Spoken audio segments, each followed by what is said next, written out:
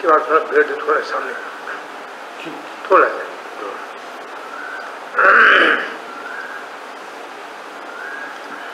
हरि ओम।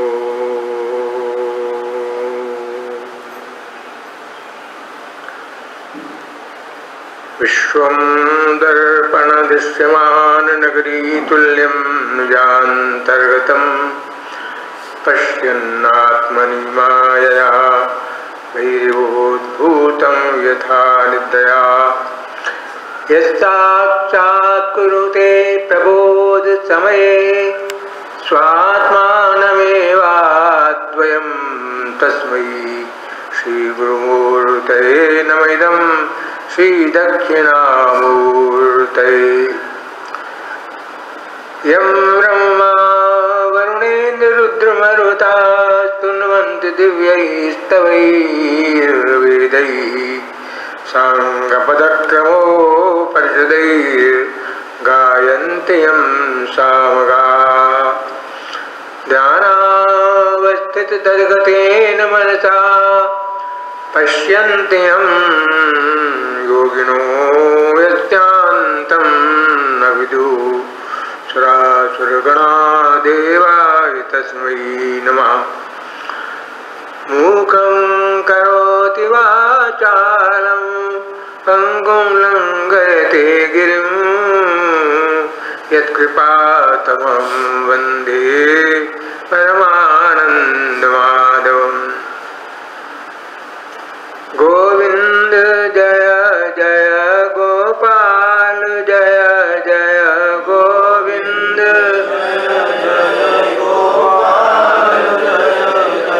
गोविंद जय जय गोपाल जय जय गोविंद।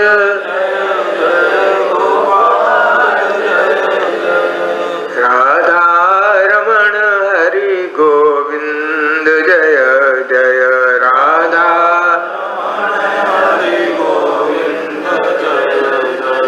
राधा रमण हरि गोविंद जय जय राधा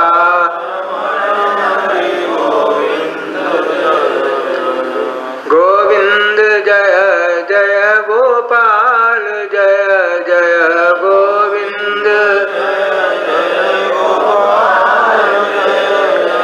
गोविंद जय जय गोपाल जय जय गोविंद। राधा रमण हरि गोविंद जय जय राधा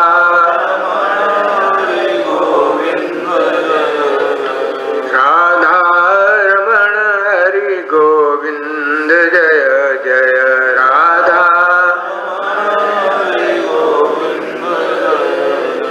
गोविंद जय जय गोपाल जय जय गोविंद राधा रमण हरि गोविंद जय जय राधा जय राधा रमण हरि गोविंद जय जय राधा।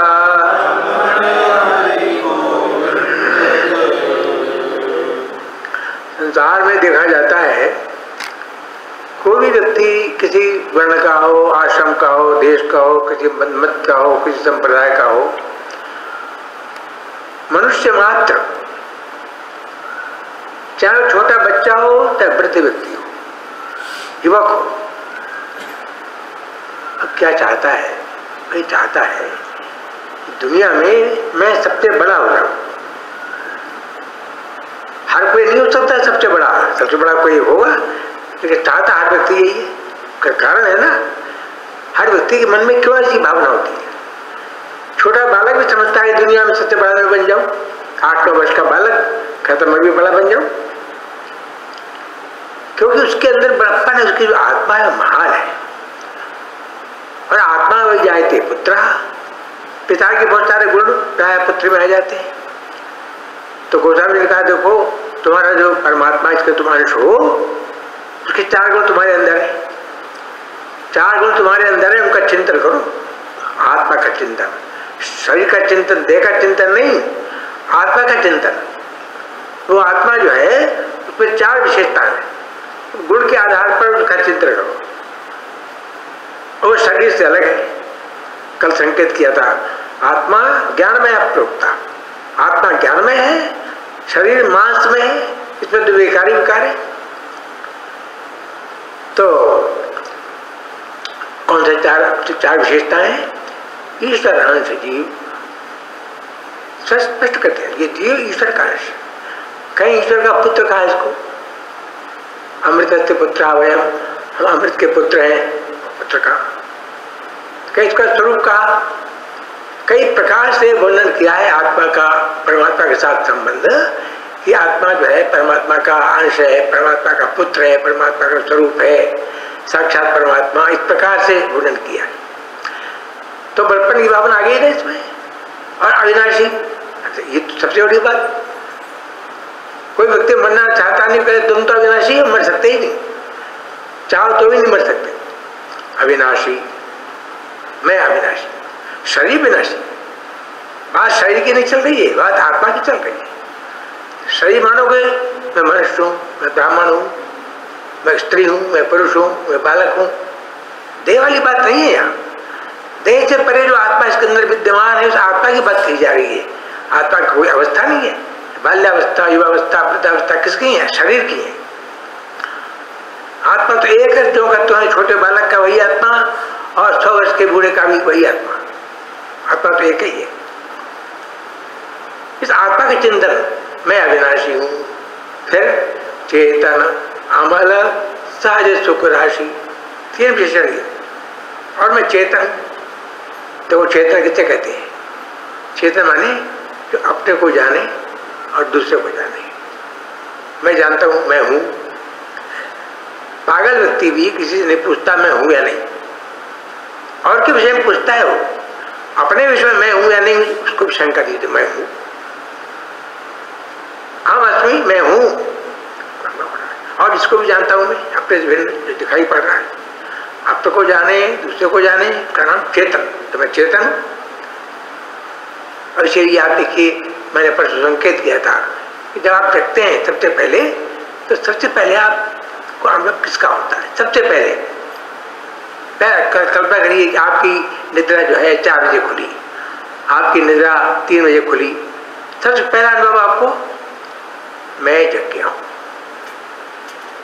पहले मैं का अनुभव होगा कि नहीं, और सब बाद में, और सब बाद में बातें, किससे मिलना है, किससे जुड़ना है, ये क्या वो क्या, सब बात की बात। सबसे पहले आपको अपना अनुभव होता है। आप मौजूद थे और आपसे कहते आओ आनंद से सोए, बहुत गहरी नींद आई, पता ही नहीं चला, बड़ा आनंद आया। कौन सा आनंद आया? कौन सी आनंद की सामग्री थी जो आप कहते हैं बड़ा आनंद आया? सामग्री कोई नहीं थी, बिना सामग्री के आप ही थे, क्योंकि आप ही आनंद स्वरूप है ना। आप अकेले थे इसलिए आपको आनंद आया। दूसरे का संग ले लेते तो आनंद नहीं आता, वो भ्रम है आपको। आपका आत्मा आनंद स्वरूप है। और मैं निर्मल हूं। कभी कभी व्यक्ति सोचता है मैंने बड़े पाप किए, मेरा कल्याण कैसे हुआ? पाप पुण्य आत्मा को लगते नहीं, तो करता है उसको पाप पुण्य लगते हैं। भगवान का जो भक्त होता है सत्य का खोजी, सत्य का खोजी होता है, वो तो कहता है परमात्मा कर रहा है, मैं करता ही कुछ नहीं। ये भावना नहीं चाहिए। तो आप निर्मल है ना। अमल, अमल माने निर्मल, चेतन, अमल। हाँ, ये आपकी आत्मा की बात कही जा रही है, किसी दूसरे की बात नहीं, आत्मा की बात कही है। और सहज सुख राशि, दुनिया में सहज सुख कहीं नहीं, सब सारे सुख पराधीन है। आज आप कहते मुझे स्पीकर अच्छा मिलेगा तो मुझे अच्छा लगता है, तो आप पराधीन हो गए ना। स्पीकर से आपको आनंद आएगा, ऐसा भोजन मिलेगा तो मुझे आनंद आएगा, ऐसा स्थान रहने को मिलेगा। तो आप तो बंधे हुए हैं, कितनी शर्तों पर बंधे हुए हैं। आप कहते हैं ऐसा हो जाएगा तो मैं आनंद में। हाँ, दुनिया से आनंद चाहते थे हमारे यहाँ। दुनिया सदा अधूरी, अधूरी है, अधूरी रहेगी। दुनिया से आशा मत करना मुझे सुख मिलेगा, सुख की भ्रांति हो। और जहाँ सुख मिलता है वहीं दुख मिलता है।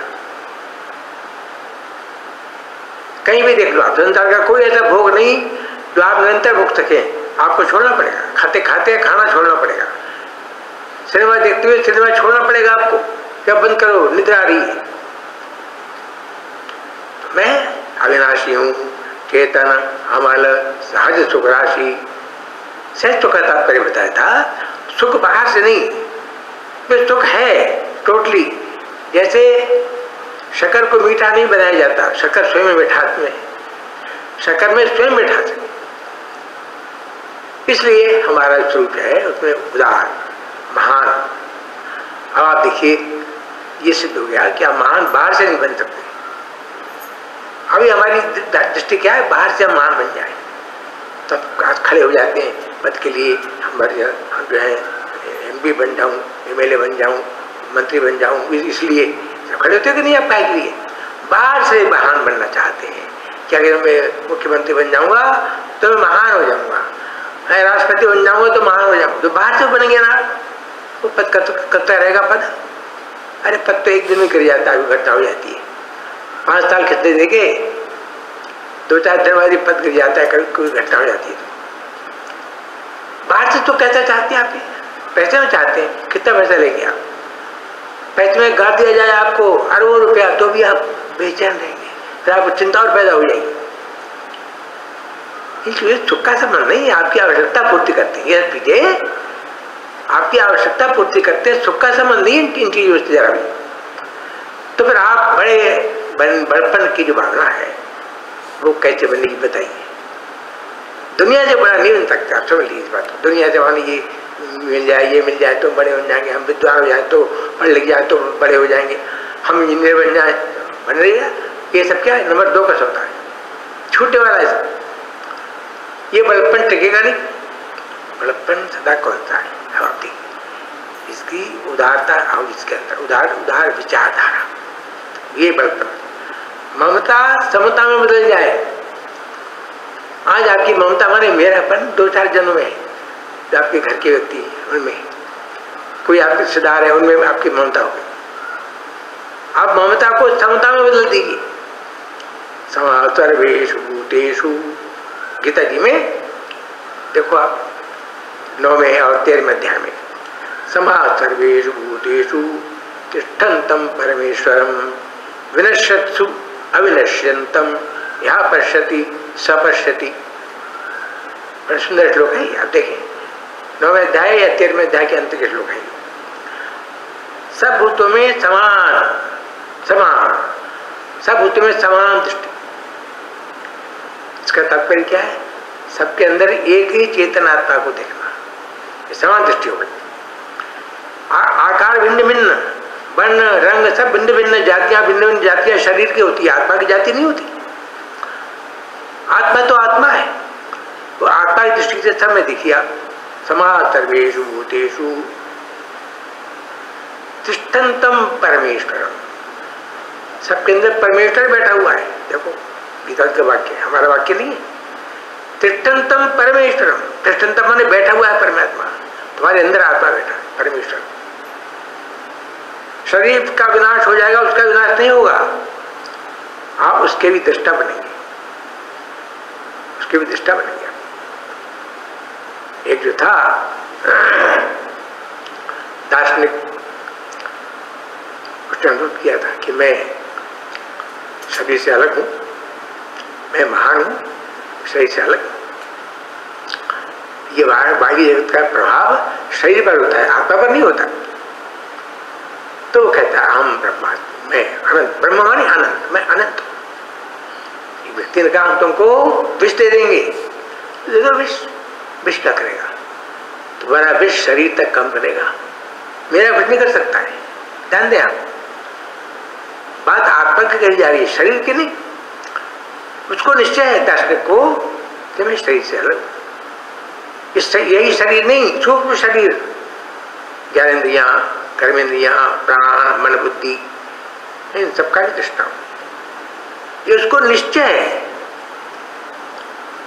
और वो कहता है इस समय अलग हूं, उसने विष दे दिया, विषपान कर लिया, मुस्कुराते हुए कहा देखो तुम्हारे विष का प्रभाव शरीर पर पड़ रहा है, मुझ पर नहीं पड़ रहा, मैं देख रहा हूं। नीचे से पैर ऊपर शून्य हो गए। अब पैर जो है, अब शून्यता बढ़ गई, शून्यता यहाँ तक आ गई, अब शून्यता यहाँ तक आ गई और मैं देख रहा हूँ। आत्मा को शरीर से अलग देखने का ही लाभ हुआ। देखो उसको मरने के बाद समाप्त, अब मरने का बाद हो गई नहीं, जानता शरीर मर रहा है। और अंत में यहाँ तक जब आ गया तो कहा देखो वाणी बोल रही है, मैं देख रहा हूँ। थोड़ी देर बाद वाणी चुप हो जाएगी और ये प्राण निकल जाएंगे, उसको भी मैं देखूंगा। ये प्राणी है, अपने जान लीजिए। तो हमारी आत्मा जो है कब हम महान उदार बन जाए, उदार, इसको उदार कहते हैं। गोस्वामी जी ने राम जी को क्या कहा, ऐसो को उदार जग माही, बिनु सेवा जो द्रवय दीन पर, राम सरिस को नहीं।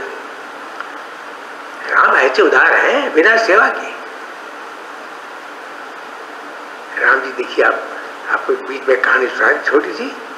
राम जी कितने दूसरे के दुखों को पहचानते थे। इसको कहते हैं पर दुख का तरता, दूसरे के दुख से दुखी। अपने दुख से तो सब लोग दुखी होते हैं, मुझे अमुक दुख है मैं दुखी हूं। दूसरे के दुख से दुखी हो वो पर दुख का तरह है, वो सज्जन सत्पुरुष का लक्षण है। सत्पुरुष में ऐसी बातें होती है, राम जी में थी। और आपको सुना दे छोटी सी हम कि उस बात को राम जी और कैकेयी दो जने जानते थे, तीसरा नहीं जानता था कोई। आपस में एकांत की बात दोनों की। राम जी जब छोटे थे ना, बालक दौड़ते थे, तो कहने को बालक थे तो समझदार थे भाई, अंदर के ज्ञान था उनके, दौड़ने में थे, महान थे वो, देखने में बालक थे। कैकेयी अम्मा बैठी थी, पीछे जाके उनके आंखों को बंद कर दिया राम जी ने और कहा कि कैकेयी ने कहा पहचान लिया राम, हटाओ छोड़ो, मैं छोड़ूंगा नहीं।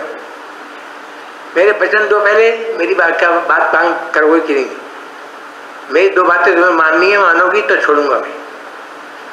पीछे पड़ गए, राम पीछे पड़ गए। तो कैकेयी ने कहा अच्छा तुम जो कहोगे मैं करूँ। बोलो क्या कहते हो। राम जी ने कहा देखो मैं तुमसे ये बात कहता हूँ, उसको तुम ही कर सकती हो, तुम्हें साहस है, तुम निडर हो, तुम डरती नहीं, तुम मरने से भी नहीं डरती, तुम मेरा काम कर सकती हो। तुम्हें बहुत सारी बातें दुनिया की सहन करनी पड़ेंगी, दुर्वचन सहन करने पड़ेंगे। तुम्हारा बेटा तुमसे माँ नहीं कहेगा, तुम्हारा बेटा भी माँ कहना बंद कर देगा, समझ लो, तो तुम सहन कर सकती हो। ये सारी बातें तुम सहन कर सकते हो, इसलिए मैं तुमसे कह रहा हूँ। अब तो कोई बात के राम कैकेयी जानते, कोई नहीं जानता। बोले अच्छा बताओ क्या कहते हो तुम। देखो पिताजी ने तुमसे कहा था 2 वरदानों के लिए, एक वरदान मेरे लिए मांगना है तुमको। राम को 14 वर्ष का वनवास, देखो राम जी स्वयं कह रहे हैं, देखो कैकेयी बहुत बड़े बड़े कार्य होने हैं, इसमें बड़ी बड़ी लीलाएं होनी है, मैं जाऊंगा वन में, बड़ी बड़ी लीलाएं होनी है, कितने कितने मुझे बड़े काम करने, तुम्हें पूर्ण होगा सब। राम जी ने कैकेयी को कहा। अब ये बात तो कोई नहीं जानता था, अब वो सब बातें आई, कैकेयी को सब सहन करना पड़ा। किसने क्या कहा, भरत ने माँ कहना बंद कर दिया, लोगों ने कहा कैकेयी पापिनी है इसलिए राम को वन में भेजा, सब सहन किया उसने। वो जानती थी कि हमारी राम की बातचीत है। आप देखिए कैकेयी को अंदर एक बात कछोड़ती थी, क्या होती आखिर लोगों में बात तो भरी है कि मैंने बुरा काम किया, राम को वन में भेज करके मैंने अच्छा काम नहीं किया, ये लोग मुझे ताना दे रहे हैं, उसको सहन नहीं होती थी। ठीक होने पर भी राम जी ने कहा, राम जी कह रहे थे मैंने किया ऐसा, लेकिन ये कछोटा ही। राम जी बात को जानते थे, कैकेयी को लगता था मैंने अपराध किया है, वो थी राम की आज्ञा, लेकिन उसको लगता था मैं अपराधी। राम जी लौट करके जब आए, लंका से लौट करके आए, बैठे थे, दरबार लगा था, दरबार लगा था, राम सबसे बात कर रहे थे। देखा कैकेयी अम्मा पीछे बैठी, कैकेयी उठी, राम मैंने बड़ा अपराध किया है, मुझे क्षमा कर दो। राम राम ने कहा माँ तुमने अपराध कुछ नहीं किया है, उसका वही संकेत था ना, तुमने वरदान मंगवाया, संकेत था उसका, मैंने अपराध किया। बोले नहीं तुमने कोई अपराध नहीं किया। तुम्हारा अपराध कैसे दूर हो इसका उपदेश मैं तुम्हें दिलाता हूँ। और देखो कल सुबह लक्ष्मण तुमको ले जाएंगे जंगल में, वहां तुमको उपदेश मिल जाएगा, वहां तुमको उपदेश मिल जाएगा। राम जी ने कहा और वही हुआ।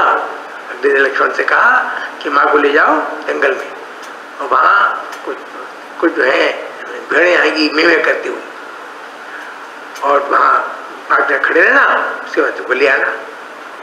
अब सुबह लक्ष्मण लेकर पहुँच गया, वहाँ पहुँचे जंगल में, दूर से आ गई भीड़, आ गई में करती हुई भीड़ आ गई। कहीं ने कहा लक्ष्मण राम ने कहा था तुम्हें उपदेश मिल जाएगा, ये तो मैं कर रही है। जब तक उन्होंने कहा ना तब तक राम जी ने प्रेरणा दे दी उसको, राम जी ने उपदेश दे दिया। राम जी ने कहा जानती हो ये मैं कह रही है, भेड़े मैं कह रही, क्यों कह रही जानती हो? तुम्हारी अपराध, ये कह रही मैं माने मेरा, संस्कृत में मैं माने मेरा होता है, मैं मम माने मेरा, मैं माने मेरा। तुम्हारे अंदर भरत के प्रति जो विशेष राग था है, इसलिए तुमको ऐसा करना पड़ रहा ना, मैं तुमको आज्ञा दी थी, ये बात अलग थी, लेकिन तुम्हारे अंदर ममता तो थी ना। ये अपराध में ना मैं यही पाप कराता है। कृष्ण जीवन में लोगों में भाई भाई में आपस में नहीं बनती, गड़बड़ हो जाती है, फिर आपस में नहीं बनती, क्यों? ये ममता का भाव जग जाता है, ये मेरा ये मेरा। उदार व्यक्ति त्यागी होता है। इसे एक श्लोक आता है कि एवं निजा परोवेति गणना लघु चेतसा, ये मेरा है ये उसका है। अयम निजा परोवा, ये मेरा है ये उसका है। इस प्रकार की गणना जो करते हैं लोग तुच्छ हृदय वाले होते हैं। लघु चेतसा, जिनके चित्त छोटे होते हैं, विचारधारा संकुचित होती है, उनका भाव होता है मेरा तेरा। उदार चरिता नाम तो वसुधैव कुटुंबकम, उदार चरित्र वाले लोग जो होते हैं, उदार चरित्र वाले, उनकी भावना क्या है? वसुधैव कुटुंबकम, सारी वसुधा मेरे कुटुंब है, ये भावना होती है। तो देखिए राम जी दिवा दिया कि भी उदार चरिता नाम वसुधैव कुटुंबकम। तो जीवन में ये जो महानता आती है उदारता से आती है, उदार विचारधारा हो जाती। एक बार एक राजा, उसको कोई पुत्र नहीं हुआ, राजा बहुत बड़ा संपत्ति कौन संभाले, कुछ चिंता हुई।